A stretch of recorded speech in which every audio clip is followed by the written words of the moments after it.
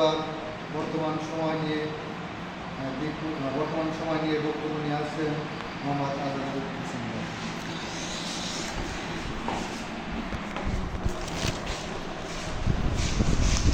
আসসালামু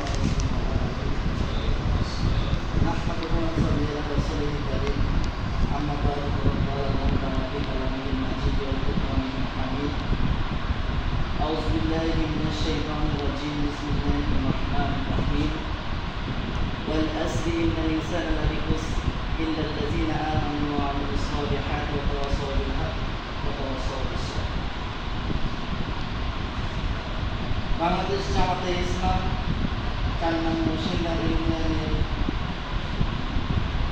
একটি গুরুত্বপূর্ণ ওয়ার্ড 5 নং ওয়ার্ড শিকারপুর কর্তৃক আয়োজিত আজকে সাধারণ সভা এখানে আমরা উপস্থিত হতে পেরেছি। এখানে উপস্থিত আছেন অত্র ওয়ার্ডের সভাপতি এবং আরও অনেকেই উপস্থিত আছেন। সময় খুবই সংক্ষিপ্ত। সবার প্রতি আমার সালাম জানাই আবারও আসসালামু আলাইকুম। এই সাধারণ সভায় যে আমরা উপস্থিত হতে পেরেছি, এখানে কোরআন হাদিসের আলোচনা হয়, অহেতুক দুনিয়াবি ফালতু কথাবার্তা হয় না।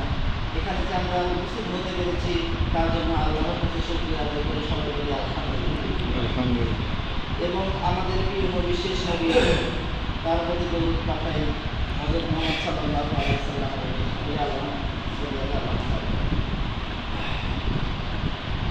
আমি কোরআন থেকে 3টি আয়াত তেলাওয়াত করেছি। 30 নম্বর পারা, সূরা নাম্বার 103। এই সূরার আয়াত মাত্র রয়েছে 3টি। এখানে খুবই গুরুত্বপূর্ণ কথা বলা হয়েছে সময়। যেহেতু আমার বিষয়ে সময় নিয়ে আলোচনা, সময় নিয়ে আমি কিছু বলছি। এখানে আল্লাহ তাআলা সময়ের কথা বলতে গিয়ে বলেছেন ওয়াল আস, সময় যুগের কসম। সময় যুগ বা কাল যে বিষয়টাই বলেন সবই একই কথা। আল্লাহ তাআলা সেই বিষয় নিয়ে বলছে। এবং একজন সাহাবী আর একজন সাহাবীর সাথে যখন সাক্ষাৎ হতো, দেখা করতে, তখন এই সূরাটা পাঠ না করে বিদায় নিতেন না। সাহাবীগণেরা একজন সাহাবী আর একজন সাহাবীকে এই সূরাটা পাঠ করে শোনাতেন। তো এখানে আল্লাহ তাআলা সময়ের গুরুত্ব নিয়ে বলছেন। আল্লাহ তাআলা যে বিষয় নিয়ে কসম করেন অবশ্যই সেই বিষয়টা অনেক গুরুত্বপূর্ণ। সময়ের গুরুত্বপূর্ণ কতটা এই জিনিসটা আমরা সহজে বুঝতে পারবো না। সময়ের যে গুরুত্ব এটা সেই মানুষটা বুঝতে পারবে যার জীবন থেকে 20টা বছর 30টা বছর পার হয়ে গেছে অথচ ইসলামের পথে আসতে পারে। হয়তো এরকম অনেক মানুষ তারা এখনো বুঝতে পারছে না, কিন্তু একটা সময় মৃত্যুবরণ করার পরে সে বারবার ফরিয়াদ করার পরেও সে সময়টা পেয়ে পারে। তখন সেই ব্যক্তিটা বুঝতে পারবে সময়ের কথা। আমরা ফেসবুকে একটা ভিডিও দেখেছি যে একজন মানুষ দৌড়াচ্ছে এবং তার পিছ একটা বাঘ দৌড়াচ্ছে। সেই বাঘটা দৌড়াতে দৌড়াতে সেই মানুষকে ধরবে, এমন সময় সেই মানুষটি গাড়ির কাছে চলে গিয়েছে, গাড়ির ভিতরে ঢুকে দরজাটা বন্ধ করে দিয়েছে। সাথে সাথে বাঘ খাবার দিয়েছে। শুধু একটা সেকেন্ডের জন্য সেই বাঘটা সেই মানুষটিকে ধরতে পারবে। সেই মানুষটা বুঝে সময় একটা সেকেন্ডের কথা হবে। এর কারণে আল্লাহ তাআলা বলেছেন অল আস, সময় যুগের কসম। আরেকটি কথা হলো সৃষ্টি স্রষ্টার কসম করতে পারে এবং স্রষ্টা সৃষ্টির কসম করতে পারে। আল্লাহ তাআলা সব কিছু সৃষ্টি করেছেন, যে কোনো বিষয়ের উপর আল্লাহ তাআলা কসম করতে পারে, কিন্তু একজন মানুষ এই বিষয়ে যে কোনো বিষয়ে কসম করতে পারে না। একজন মানুষ চাইলেই মায়ের কসম, বাপের কসম, চোখের কসম, এই ধরনের কসম করতে পারে না, এগুলো হারাম। একজন মানুষ চাইলে শুধু একটা বিষয়ে কসম করতে পারবে, সেটা হলো আল্লাহর কসম, কিন্তু তার কথাটা অবশ্যই সত্য হতে হবে। যে কথা নিয়ে কসম করছে সেই কথাটা অবশ্যই সত্য হতে হবে। যদি মিথ্যা বলে তাহলে সে জাহান্নামে। আল্লাহ তাআলা সময়ের গুরুত্বটা অনেক বেশি। আল্লাহ তাআলা এই কারণে সময়ের কসম করে বলেছেন, ইন্নাল ইনসানা লাফি খুসর, নিশ্চয়ই মানুষ ক্ষতির ভিতরে নিমজ্জিত।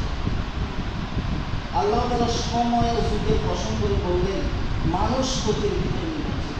এই দুনিয়াতে এমন কোনো মানুষ নাই যে বলতে পারে না আমার জীবনে আমি কোনো ক্ষতির ভিতরে নিমজ্জিত নেই।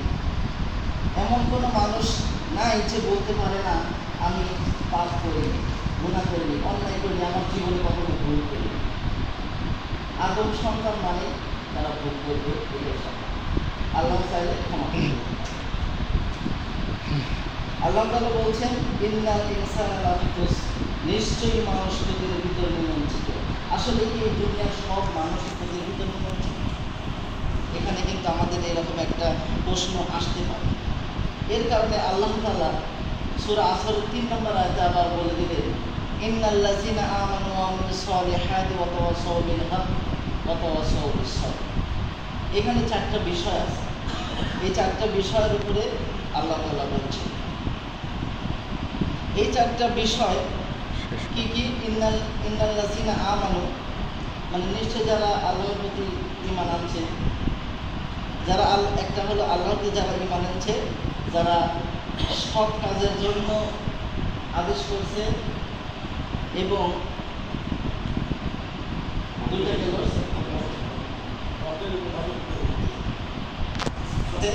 এবং আরেকটা হলো ধৈর্যের নির্দেশ দিয়েছে। তারাই হলো এই 4টা বিষয় যারা মানবে তারা আসলে বিফল পথে তারা নেই, তারাই সত্যের পথে আছে, তারা সঠিক পথে আছে। তো আমি ছোট মানুষ, আমার কথার মধ্যে একটু ভুল ভ্রান্তি হতে পারে, আপনারা ক্ষমা সুন্দর দৃষ্টিতে দেখবেন এবং আমাকে সংশোধন করে দেবেন যেন আমি আরও শিখতে পারি, বলতে পারি। তা আলহামদুলিল্লাহ এই বিষয়ের উপর যদি আমরা এই সূরাটা যদি আমরা পালন করে চলি, আমার মনে হয় অন্য কোনো সূরা যদি খেয়াল নাও করি, মানে খেয়াল করবো না এরকম কিছু না, এই সূরাটা যদি আমরা খেয়াল করি তাহলে তাহলে কিন্তু আমরা পেয়ে যাচ্ছি আমাদের কী করা দরকার।